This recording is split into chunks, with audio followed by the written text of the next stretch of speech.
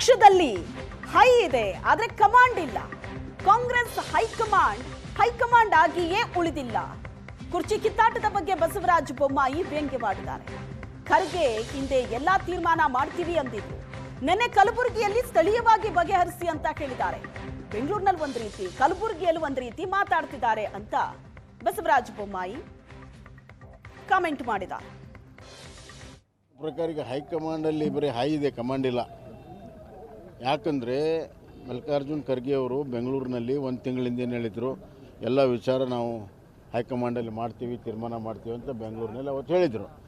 ನಿನ್ನೆ ಗುಲ್ಬರ್ಗಾದಲ್ಲಿ ಏನು ಹೇಳಿದ್ದಾರೆ, ಇಲ್ಲಿಲ್ಲ, ಈ ಸಮಸ್ಯೆ ಇಲ್ಲಿದೆ, ನೀವೇ ಬಗೆಹರಿಸ್ಕೋಬೇಕು, ನಮ್ಮದೇನು ಸೃಷ್ಟಿ ಮಾಡ್ತಾ ಇಲ್ಲ, ಇಲ್ಲೇ ಬಗೆಹರಿಸ್ತೀವಿ ಅಂತ. ಅಂದರೆ ಹೈಕಮಾಂಡಾಗಿ ಉಳಿದಿಲ್ಲ.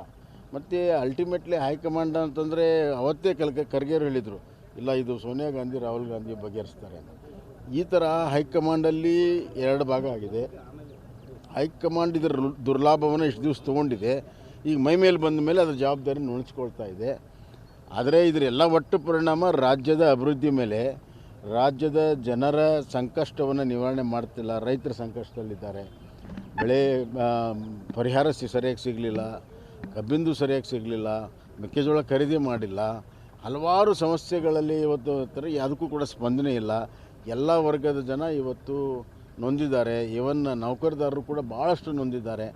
ಆದರೆ ಇದಕ್ಕೆ ಯಾವುದೂ ಕೂಡ ಸ್ಪಂದನೆ ಇಲ್ಲ. ಎಲ್ಲ ತೇಪೆ ಹಚ್ಚೋ ಕೆಲಸವನ್ನು, ತಾತ್ಕಾಲಿಕ ತೇಪೆ ಹಚ್ಚೋ ಕೆಲಸವನ್ನು ಸರ್ಕಾರ ಮಾಡ್ತಿದ್ದ ಹೊರತಾಗಿ ಯಾವ ಕೆಲಸ ಮಾಡ್ತಿಲ್ಲ. ಅವ್ರಿಗೆ 24 ತಾಸಲ್ಲಿ 20 ತಾಸು ಬರೀ ಕುರ್ಚಿ ಅವರು ಉಳಿಸ್ಕೊಳ್ಳೋದಕ್ಕೆ, ಅವ್ರು ಕಸ್ಕೊಳ್ಳೋಕ್ಕೆ. ಕಾಂಗ್ರೆಸ್ಸಿಗೆ ಹೈಕಮಾಂಡ್ ಯಾರು ಅನ್ನೋದೇ ಗೊತ್ತಾಗ್ತಾ ಇಲ್ಲ. ರಾಹುಲ್ಗೆ ಪುರ್ಸತ್ತಿಲ್ಲ, ದೇಶ ವಿರೋಧಿ ಕೆಲಸದಲ್ಲಿ ಬ್ಯುಸಿಯಾಗಿದ್ದಾರೆ ಅಂತ ಕಲಬುರಗಿಯಲ್ಲಿ ಕೇಂದ್ರ ಸಚಿವೆ ಶೋಭಾ ಕರಂದ್ಲಾಜೆ ವಾಗ್ದಾಳಿ ನಡೆಸಿದ್ದಾರೆ.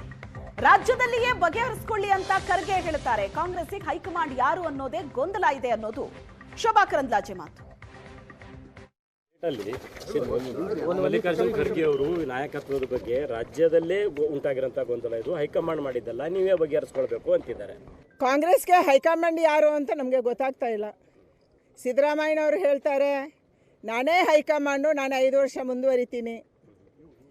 ಡಿ ಕೆ ಶಿವಕುಮಾರ್ ಹೇಳ್ತಾರೆ ಡೆಲ್ಲಿಯಲ್ಲಿ ನಿರ್ಧಾರ ಆಗಿದೆ, 2.5 ವರ್ಷ ನಂದು, 2.5 ವರ್ಷ ಅವ್ರದ್ದು ಅಂಥೇಳಿ.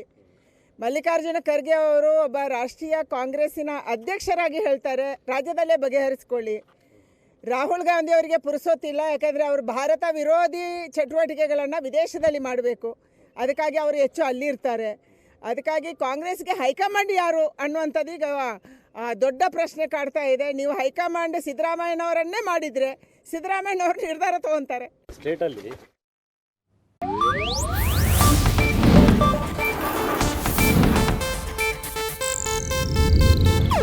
ಇದು ಏಷ್ಯಾನೆಟ್ ನ್ಯೂಸ್ ನೆಟ್ವರ್ಕ್ ಪ್ರಸ್ತುತಿ.